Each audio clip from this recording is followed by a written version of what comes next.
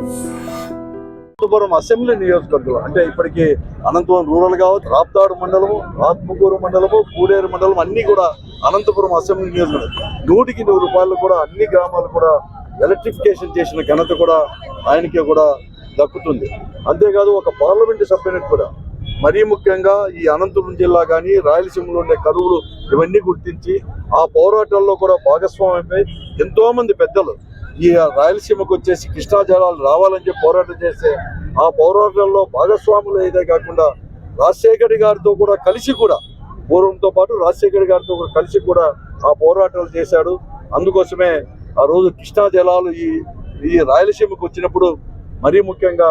రాజశేఖర రెడ్డి గారు ముఖ్యమంత్రి అయిన తర్వాత ఒక గుర్తింపుగా కూడా ఆ రోజు అనంత వెంకటరెడ్డి, అంద్రి నీవా, సుధర్ సమంతి కూడా పేరు కూడా పెట్టడం కూడా జరిగింది. ఇదే కాకుండా ఒక పార్లమెంటు సభ్యుడిగా ఈ జిల్లాలో మరీ ముఖ్యంగా ఈ జిల్లాలో ఉండే కరువు కాదు, ఈ జిల్లాలో రైతాంగం కానీ రైతు కూలీలు కానీ వలసలకు వెళ్ళిపోయినప్పుడు ఆత్మహత్యలు ఇవన్నీ చేసుకున్నప్పుడు కూడా చేసి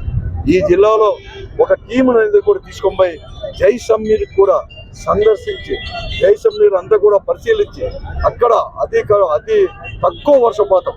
ఈ భారతదేశంలోనే రెండవది కూడా అతి తక్కువ వర్షపాతం జైసమ్మీర్ సందర్శించి అక్కడ జరుగుతున్న కార్యక్రమాలు, అక్కడ కరువు పరిస్థితులు ఎదుర్కొంటున్న కార్యక్రమాలు కూడా చూసి అప్పటి ప్రధానమంత్రి పివి నరసింహరావు గారికి దగ్గరికి వెళ్ళి ఇక్కడ ఉండే పరిస్థితులన్నీ కూడా విశదీకరించి టీడీపీని కూడా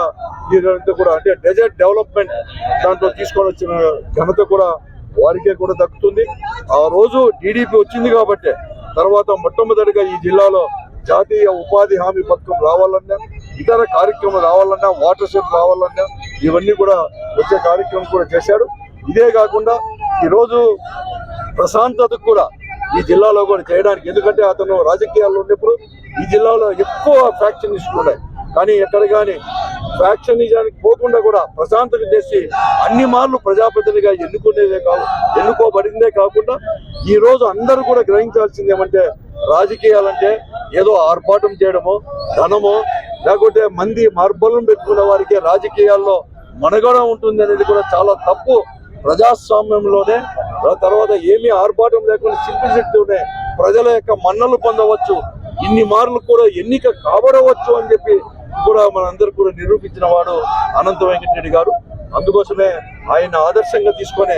నేను రాజకీయ జీవితాన్ని కూడా ప్రారంభించాను. ఆయన ఆదర్శంగా తీసుకొని ఈ రోజు వరకు కూడా ఆయన యొక్క ఆదర్శాలు తీసుకొని ముందుకు పోతా ఉన్నాను.